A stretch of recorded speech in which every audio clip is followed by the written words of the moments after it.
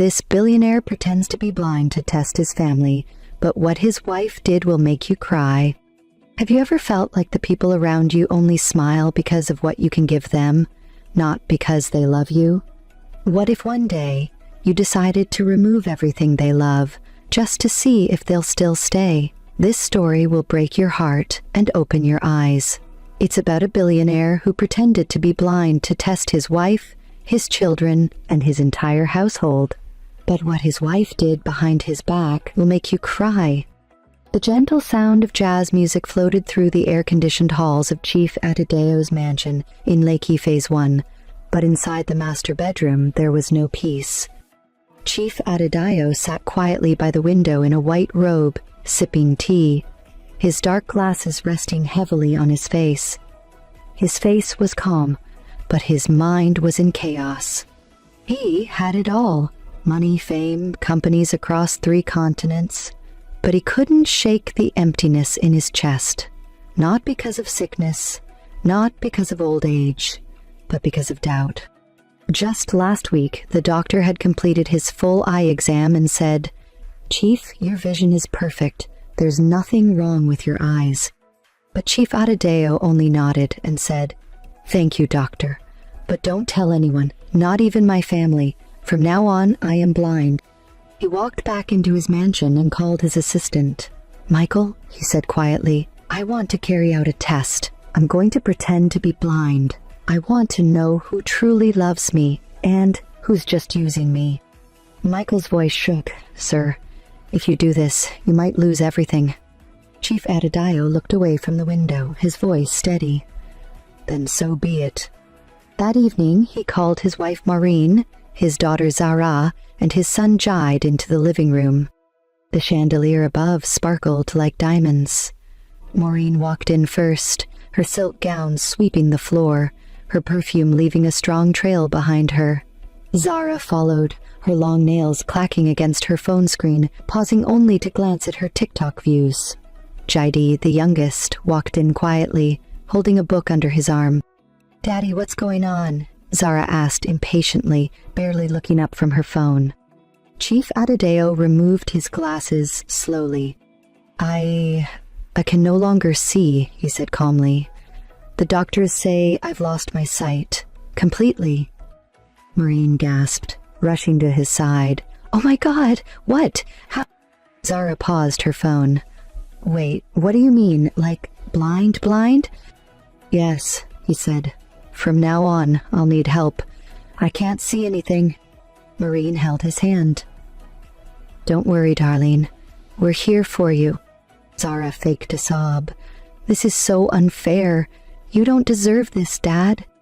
But the moment Chief Adedayo turned his face away, their hands dropped. Their eyes met. Cold. Calculating. Unspoken plans were already forming. Jide stepped forward, quietly holding his father's arm. "I'll help you, Dad," he whispered. "We'll get through this." Chief Adedayo gave a small nod, but deep down, he already knew. This was only the beginning.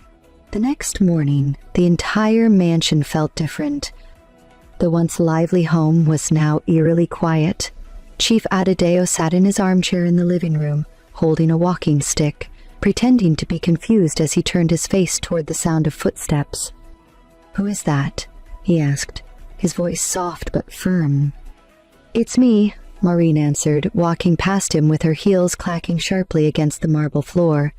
"I'm going out. I'll be back." "To where?" he asked. Marie hesitated. "Just a spa, to clear my head. I need to stay strong for you." Adedayo nodded slowly. "All right. Please be careful." Marie turned away, rolling her eyes. Blind and still suspicious, she walked into the garage, where her real destination waited. Jasper, a young man dressed in white jeans with a trimmed beard and a cocky grin leaning against a car. "You kept me waiting," Jasper said, wrapping his arm around her waist. Maureen kissed his cheek. "That old fool finally believes I'm his eyes. I told you it would work." They got into the car and drove off. while Chief Adedayo, still sitting calmly inside, pressed a small button hidden in his cane. Location tracker activated. Audio recording started. Back inside, Zara was in her room with two friends, laughing loudly while scrolling on her tablet. "Look," she said, "I've already listed Daddy's Bentley for sale on this app." One friend gasped. "Won't he find out?" Zara laughed. "He's blind, babe, blind. He doesn't even know what time of day it is.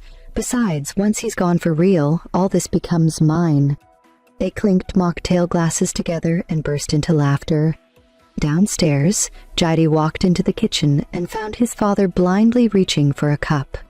"Let me help, Dad," he said gently, holding his father's hand. Chief Adedayo nodded. "Thank you, son. You're the only one who hasn't changed." Jide frowned. "What do you mean?" Ide hesitated. "Nothing, just an old man thinking too much." But deep inside, his heart was breaking. That night, Maureen came back late. Her perfume was different, her lipstick smeared slightly. "Welcome," Adedayo said from the sofa. "Did you have a good time at the spa?" Maureen blinked. Yes, it was relaxing. I heard you laughing with someone when you came out of the car."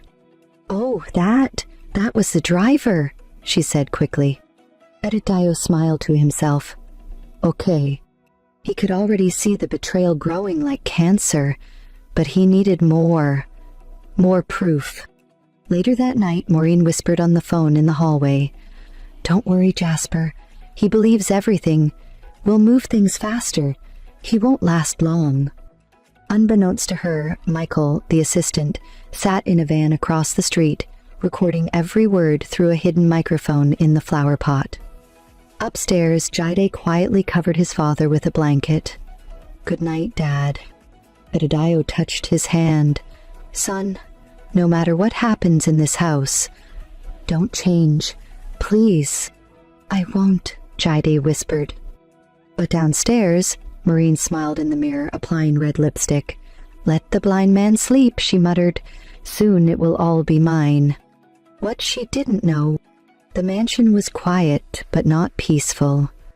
Chief Adedayo lay on his bed, pretending to be asleep. His eyes remained shut, his cane beside him, his breathing steady. But every part of him was listening, waiting.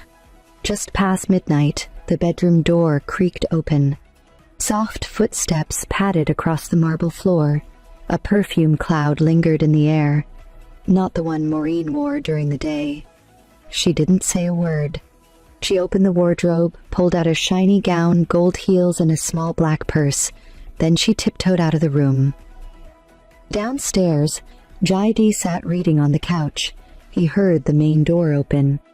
"Mom?" he asked quietly. Maureen froze, then laughed lightly. "I'm just going out to clear my head. The whole blindness thing is stressing me too much." Jide looked worried. "At this hour?" "I'm not a child, Jide," she snapped. "Go to bed." She slammed the door behind her. Maureen's car drove fast down the empty Lekki road. Her heart beat with excitement, not fear. She arrived at the Platinum Hotel, walked straight through the side entrance, and took the lift to room 27. Inside, Jasper was already waiting, shirtless, holding 2 wine glasses. "My queen," he grinned. She dropped her purse, removed her scarf, and wrapped her arms around him. "I needed this." He kissed her neck. "Soon, all this will be yours. The mansion, the cars, the company, all of it. That old man can't even see his own shadow anymore." They laughed. Maureen ran her fingers along his chest. "I've already started cleaning things. The lawyer says once he signs over control, everything goes to me. The blind old fool." In the corner of the room, a hidden pinhole camera blinked silently. Back at the mansion, Chief Adedayo sat on his bed, watching the live feed from a hidden monitor inside his wardrobe. The footage was clear. Maureen and Jasper kissing, mocking, planning. A tear slipped from his eye. Downstairs, Zara was having a sleepover in the guest room with a few friends. Loud music echoed through the halls. She danced on her phone, streaming live on her burner TikTok account. "Guys," she shouted into the camera, "do you want me to prank my blind dad? Watch this." She crept upstairs, camera in hand, and quietly removed the rug from the hallway floor. "Let's see if he falls." She giggled to her viewers. "He won't even know what hit him." But Jaidi, silently watching from the corner, quickly stepped in and adjusted the rug before his father came out. He said nothing, just shook his head. Later, Zara stormed into the kitchen. "Jide, why do you always ruin my fun?" He looked up slowly. "Because what you're doing is evil," she scoffed. "Says the servant boy pretending to be the family hero." At dawn, Maureen returned. Her lipstick was gone, her heels dangled from her hand. Chief Adedayo was already seated in the living room, eyes closed, hands folded on his lap. "You're awake?" she asked nervously. "I never sleep well," he replied, keeping his tone calm. "I always feel like there's a snake crawling around me." She blinked. "What does that mean?" Adedayo gave a small smile. "Nothing, yet." The morning sun broke through the glass windows of the mansion, but there was no warmth inside. Chief Adedayo sat in the living room, wearing dark glasses, holding his cane across his lap. His face was calm, but his mind was boiling. Last night's betrayal still played in his head. Maureen's kiss with Jasper. Her mocking laughter, her whisper. "That blind old fool will hand over everything soon." Today he would push further. "Where is everyone?" he asked softly. From the hallway, Maureen appeared, wearing a pink silk wrapper, her wig tilted slightly. Her eyes avoided his. "I invited someone to help you," she said with a sugary smile. "A professional nurse. You need constant care now." Just then the front door opened. In walked Jasper, dressed in white scrubs, holding a fake medical bag and flashing a toothy grin. "Good morning, sir," he said loudly, too loudly. "I'm Nurse J. I'll be helping you from now on." Adeo turned his head slowly. "Thank you, but I didn't approve this." Maureen interrupted, touching his shoulder. "You don't need to worry. I'm making the decisions now." Jasper winked at her behind Adedayo's back. Then he turned to the billionaire and patted his shoulder. Hard. "So this is the famous Chief, Ian?" he said mockingly. "Big man, now blind man. Life is funny, Shah." Maureen chuckled. Adedayo clenched his jaw under the glasses, but said nothing. Upstairs, Zara was filming another skit for her online fans. "Watch this," she whispered into the camera. "I'm going to feed my blind father a spoon of sugar and tell him it's salt." She crept downstairs with a bowl, only to find Jide sitting beside their father, already feeding him breakfast. Zara hissed, "You're always blocking content." Jide turned slowly. "Because this is not content. It's wickedness." She rolled her eyes and stormed off. That afternoon, Jasper lounged on the couch, legs up, watching TV loudly, while Chief Adedayo sat in the corner. "Madame," Jasper shouted to Maureen, "please bring me that cold malt now, my throat is dry." "Yes, baby," Maureen called from the kitchen, giggling like a teenager. Adedayo tilted his head. "Is this how you treat your employer in my house?" Jasper laughed. "Sir, you can't even see me. Why are you complaining? You should be thanking God I'm even here." Maureen appeared with the malt and placed it in Jasper's hand, brushing his fingers. Then she handed Adedayo a warm bottle of water. "There. Be grateful," she said without emotion. Adedayo took the bottle with trembling hands. Humiliation, disrespect, mockery, and it was only beginning. Later that night, Maureen and Jasper cuddled on the living room couch as a Nollywood movie played. Adedayo sat silently in the corner. "You see, babe," Jasper said, "this is our life now. Soon we kick out everyone else and rule." Jidai walked in and saw them. He stopped, his fists clenched. "Mom," he said firmly, "is this really what you've become?" Maureen stood up. Who gave you the right to speak to me like that? Are you the man of this house now? No, Jide replied, but the man of this house deserves better than this. She raised her hand. Talk again, and I'll slap you. Edidayo's voice rang out quietly from the corner. You will not touch him. Maureen froze. Jasper stood, mocking. Blind man wants to act tough. Edidayo smiled faintly.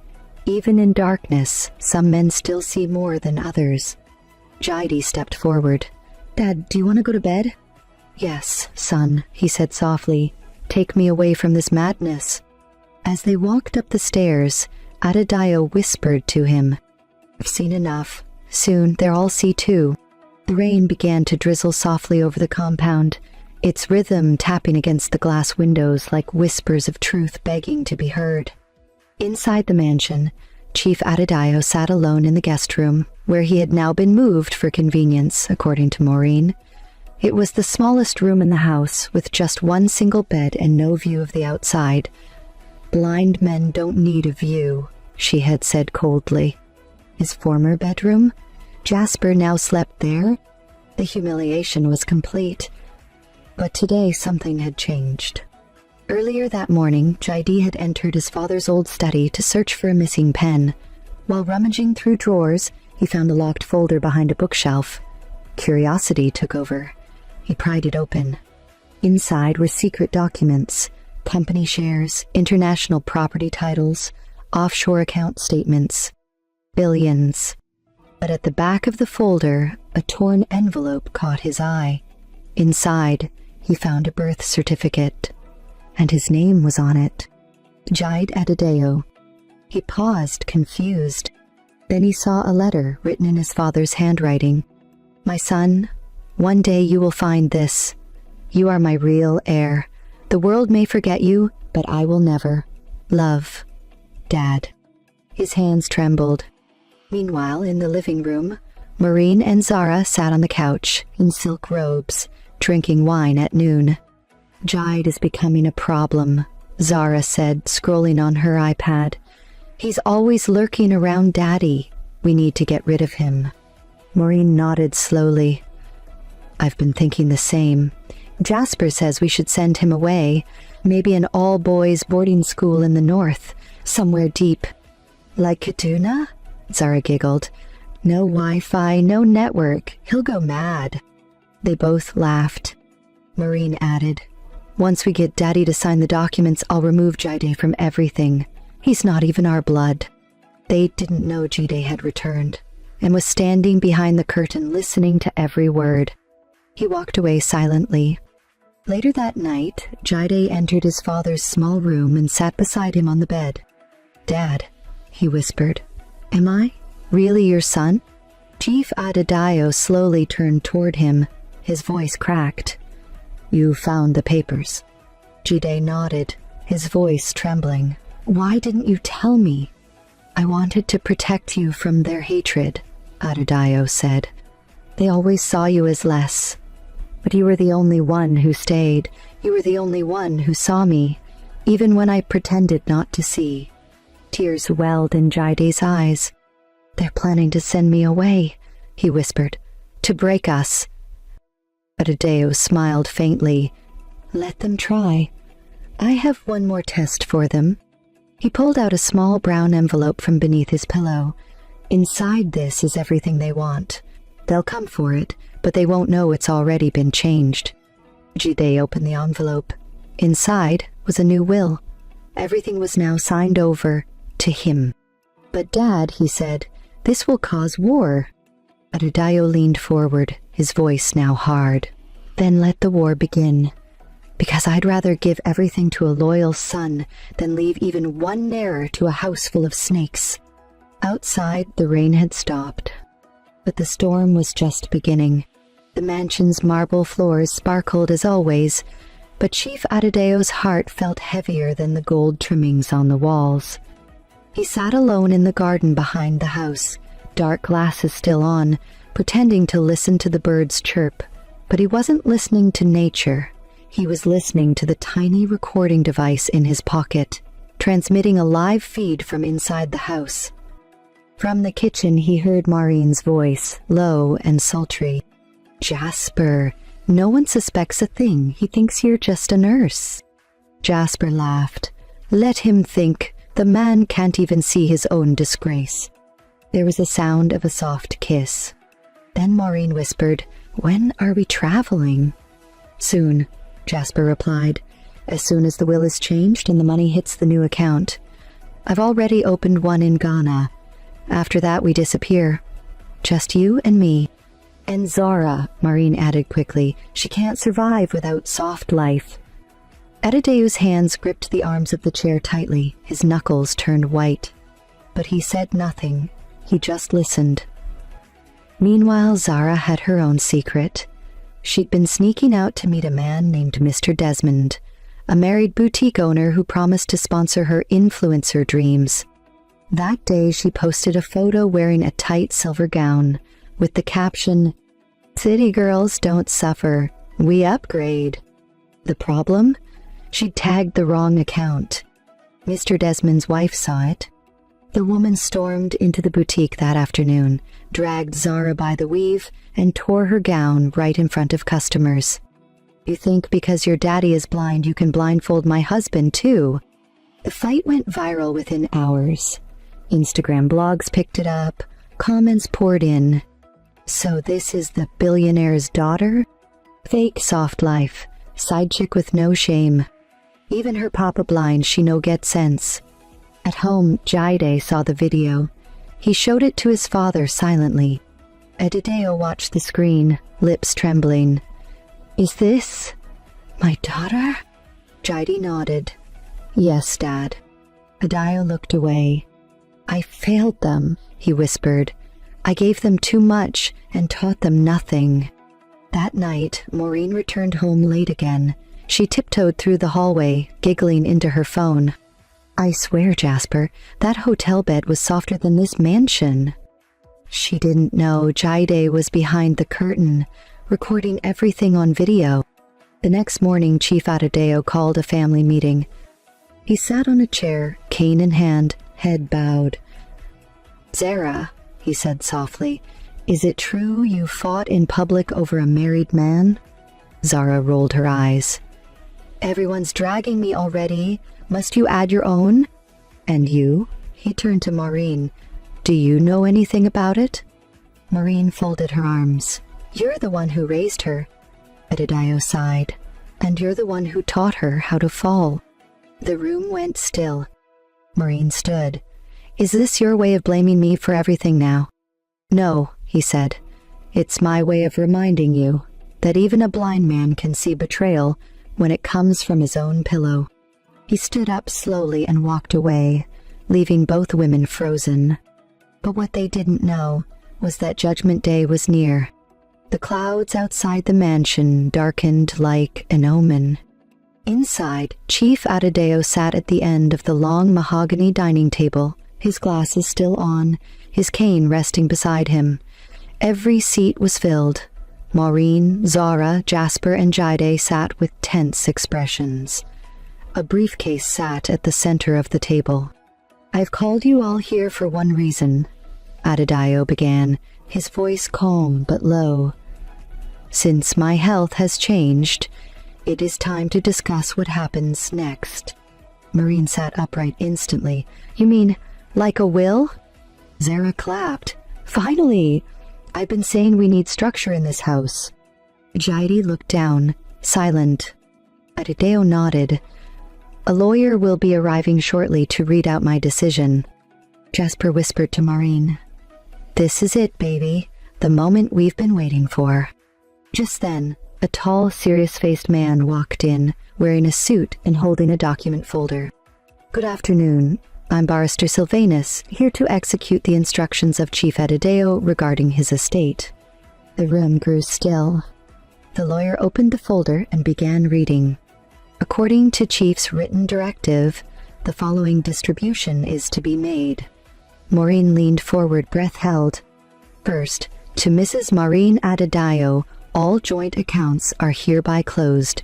Any access to funds is revoked." Maureen gasped. "What?" The lawyer continued. To Zara Adideo, all vehicles registered in her name are to be returned.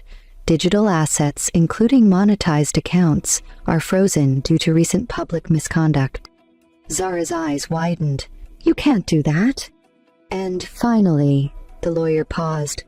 To Jide Adedayo, all real estate properties, shares, and controlling power of Adedayo Holdings shall be handed over, effective immediately. The room exploded. Maureen stood. This must be a mistake. He's blind. Someone must have tricked him. Zara grabbed the document and tore it in half. This is fraud. But the lawyer didn't flinch. The real documents are secured elsewhere. This was a formality. Formal my foot, Maureen screamed. You gave everything to a boy who isn't even my blood? Adideo turned his face slowly toward her. Exactly. That's why he deserves it. Jasper stood up, furious. You mean I've been feeding this old man for nothing? Rubbish. Judy stood calmly and helped his father to his feet. You've shown your true faces, Adedayo said. Now face the consequences. Maureen rushed forward and slapped Jide across the face. You little thief! Without warning, 2 uniformed security officers entered the room. Ma'am, we'll have to escort you out. This property is no longer yours. Zara screamed. Daddy, you can't do this. You love me. Adedayo turned toward her voice. Love? The day you mocked your father's blindness for views was the day you buried that love. Maureen fell to her knees. Adedayo, please. I was just angry. He paused. And I was just blind. Then he removed his dark glasses slowly and opened his eyes. Everyone froze. Maureen staggered back. You can see? Adedayo smiled coldly. I saw everything.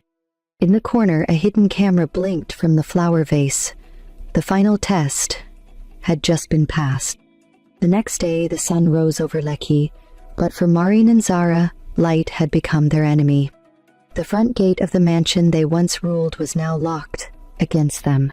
Maureen stood outside in a faded wrapper, no makeup, her wig crooked from the night before. She banged on the gate, shouting, Open this gate! I'm still the madam of this house! From behind the walls, no one answered. Inside, Chief Adedayo sat quietly with Jide, sipping tea in the garden. Let her knock, Adedayo said calmly. Let the neighbors hear the truth. And they did. By noon, a crowd had gathered outside the estate gate. Maureen's loud voice, cursing and weeping, echoed down the street. Phones were raised. Recordings began. Ah, is that not Chief Adedayo's wife? One woman whispered. Yes, another replied. The one that was sleeping with the nurse. Hi, so it's true? My friend sent me the CCTV clip. She was kissing the man in their sitting room. Shameless thing. Maureen turned around, recognizing some of the voices. Mind your business, she screamed. One young boy replied, Madamatim, business day TikTok now. You're trending. Zara, standing beside her in worn-out jeans and slippers, snatched the phone from her pocket. No Wi-Fi, no data. Her hands shook. When she finally connected at a nearby kiosk, her jaw dropped. Zara the side chick. Blind father mocked. Nurse and Madam Kant. Chief Adedayo sees all. Videos of her public fight at the boutique, Maureen's affair footage, and even their outbursts during the fake will reading had gone viral, over 3 million views. People in the comments laughed, mocked, and dragged them with fire. This is why you don't bite the hand that feeds you. The way that mother and daughter fell off, cinematic.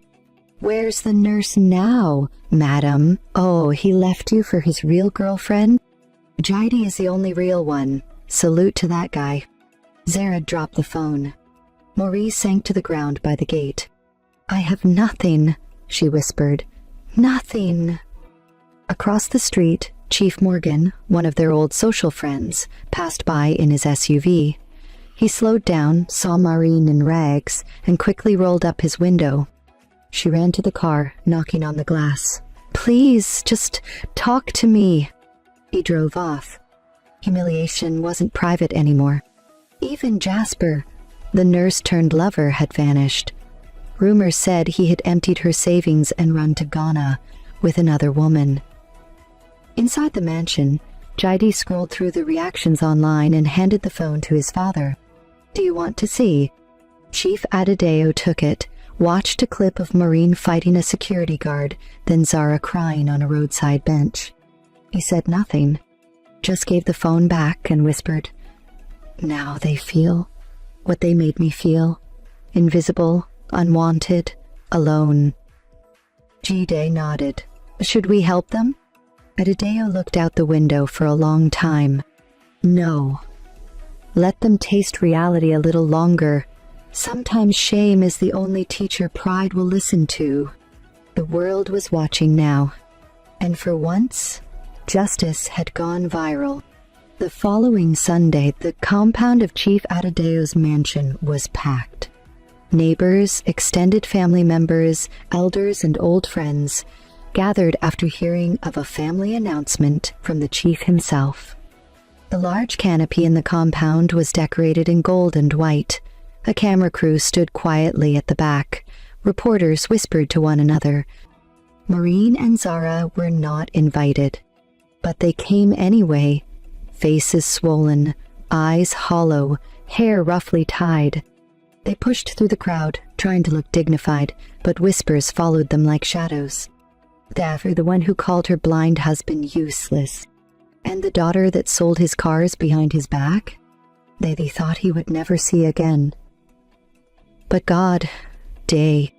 Inside the main hall, Chief Adedeo walked slowly to the front, holding Jide's arm, not out of blindness, but out of pride.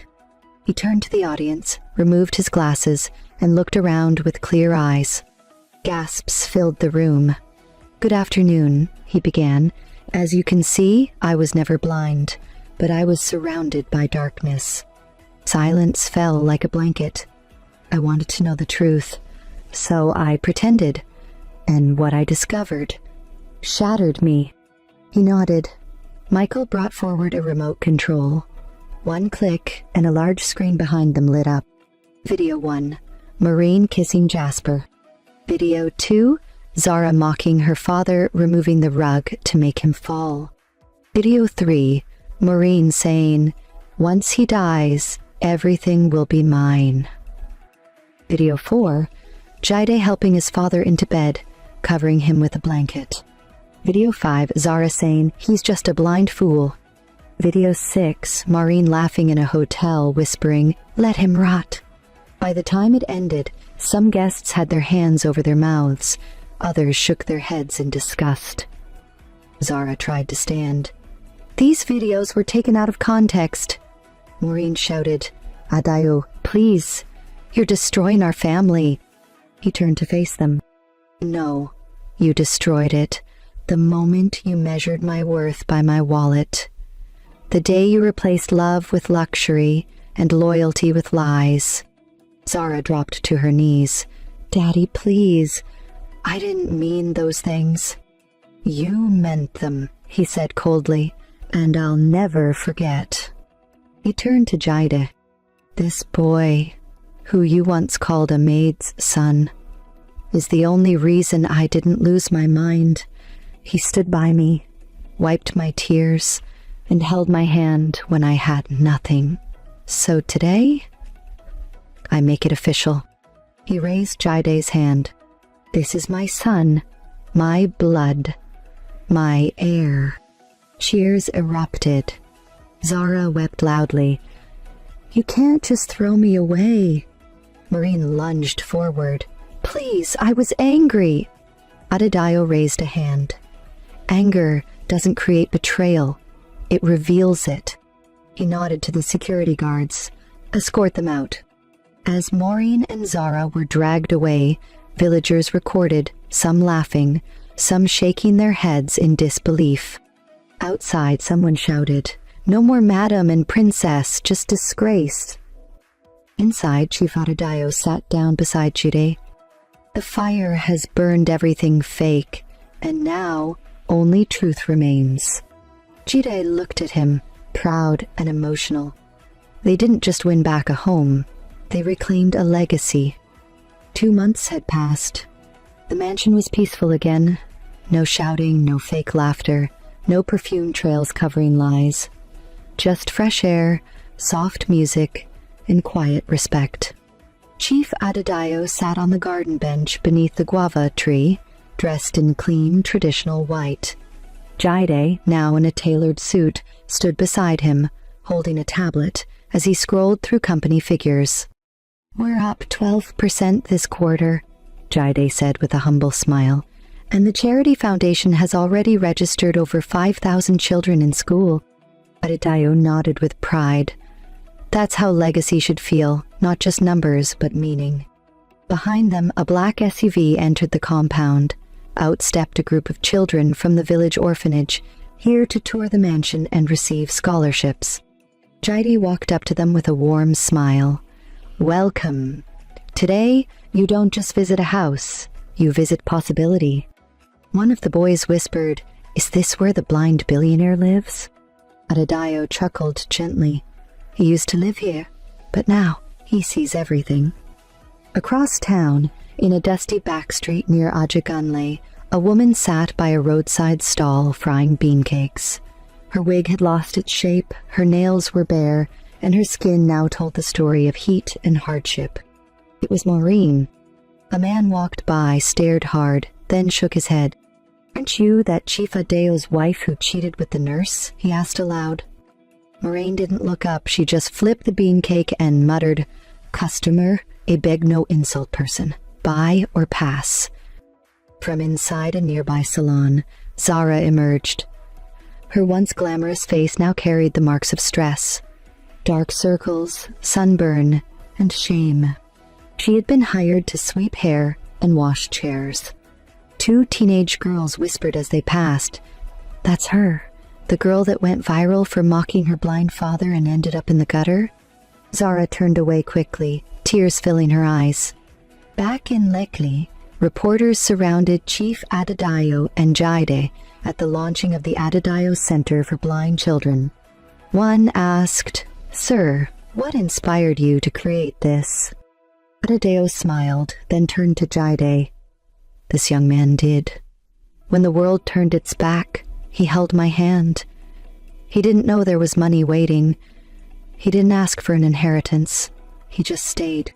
Another reporter asked, "And your wife and daughter, will you ever forgive them?" Adedayo paused, his expression firm. "Forgiveness is free, but restoration is earned. As for them, I don't hate them, but I now understand them. They loved my power, not my person, and I won't make that mistake again." As the ceremony ended, Jaide stood by his father's side, no longer in the shadows, but in the spotlight where he belonged. He didn't win with noise. He won with patience, truth, and loyalty. And while the world watched the rise of the once forgotten son, far away, Maureen and Zara sat in silence, watching the event on a tiny borrowed phone. No laughter, no likes, just a bitter truth. They lost everything, trying to take everything. Dear viewers, what did this story teach you? Loyalty is silent but powerful, and sometimes the eyes that truly see are not the ones that look, but the ones that feel. Share your thoughts in the comments. Don't forget to like, subscribe, and turn on notifications for more powerful stories like this.